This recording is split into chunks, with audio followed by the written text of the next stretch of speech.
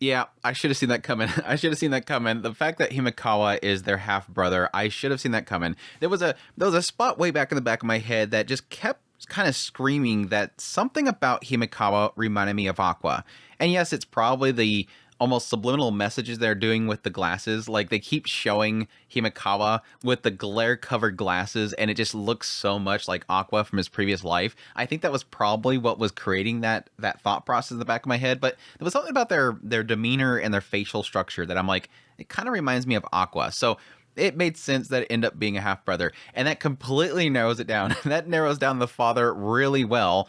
But just so happens he's from a children's home. Just so happens Himekawa is not going to even know who his father is. It's going to be turned into one of those things where he has literally no clue who he was. But still, a good episode, good little reveal there. Interesting little kind of twist to everything. I don't know that it's going to open the door to anything. I think that's the troubling thing, is I don't think that Himekawa, again, is going to know anything about his father. There's a chance that Kendaichi might possibly know who his father is and maybe not want to reveal that.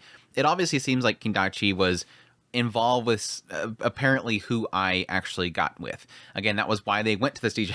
It is one of those moments where you kind of have to remind yourself, oh yeah, that's why Aqua's been doing the stage play, is because he's supposed to come here because this is apparently is when I fell in love with somebody. And Kendaichi seemingly knows who that is. Kendaichi is going to be the one that knows who the father is. And that might open the door there because again, Himekawa is not going to know who his father is. And I think Aqua's going to tell him, hey, I think he knows. If you can get this out of him, that'd be great. I don't know. We'll see. I mean, there's a chance that they might end up revealing who the father is, and it's just that the father's not involved. My assumption from the beginning has been the idea that the father is involved, because I at some point contacted him, said, hey, I want you to meet the kids, and at that point he's like, I gotta shut this girl up, and he basically got this person to go after I.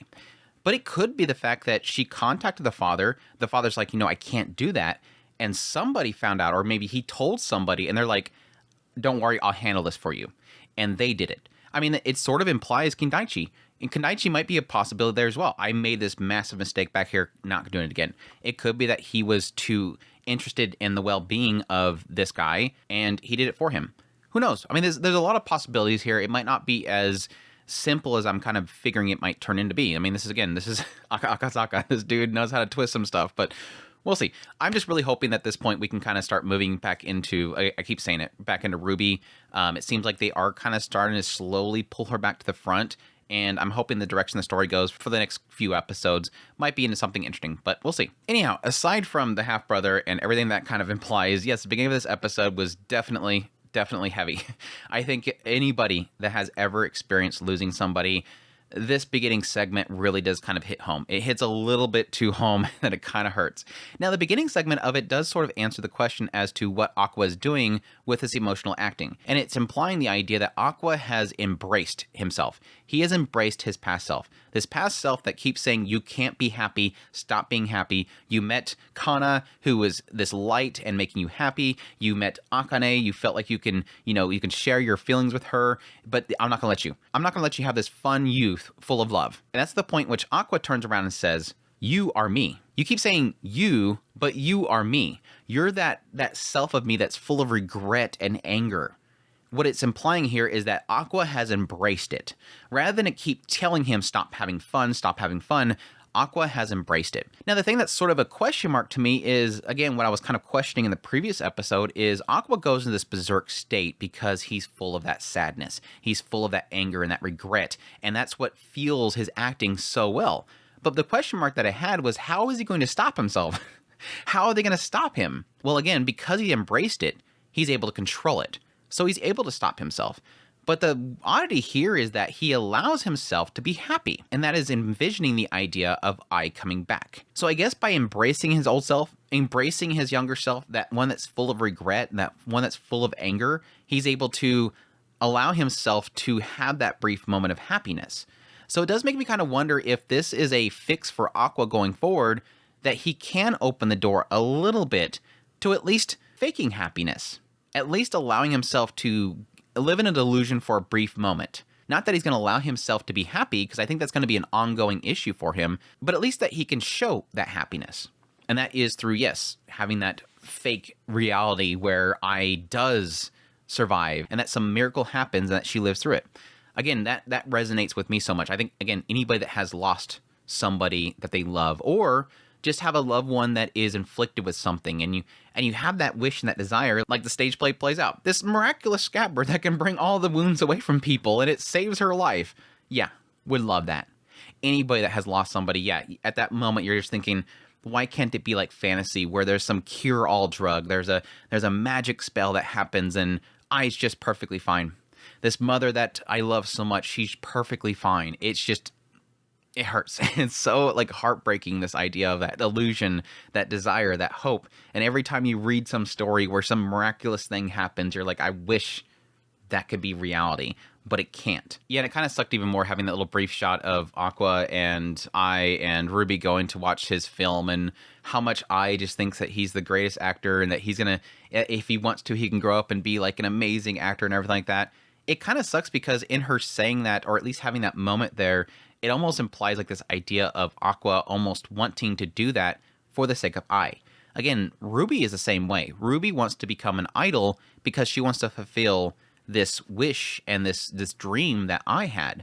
And so that's been the thing that's kind of pushing her forward. And so there was a hope that when they were showing that brief sign of, I supporting Aqua and his acting, that he would kind of embrace that to allow himself to be a good actor going forward. But again, it's just a reminder. In the end, it just turns into a reminder of this thing that he lost, and this desire to hear her voice again, hear her cheering him on and saying that, no, everything's fine.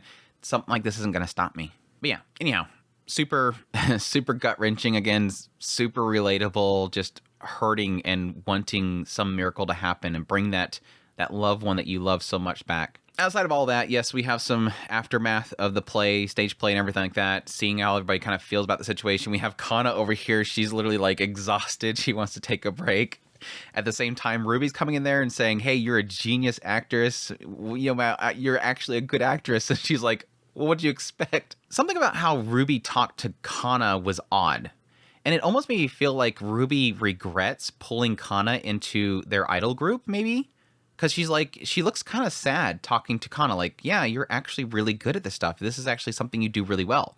It kind of makes me almost think that at some point we're going to have Ruby saying, like, I'm sorry if you want to leave, that this should be what you're doing.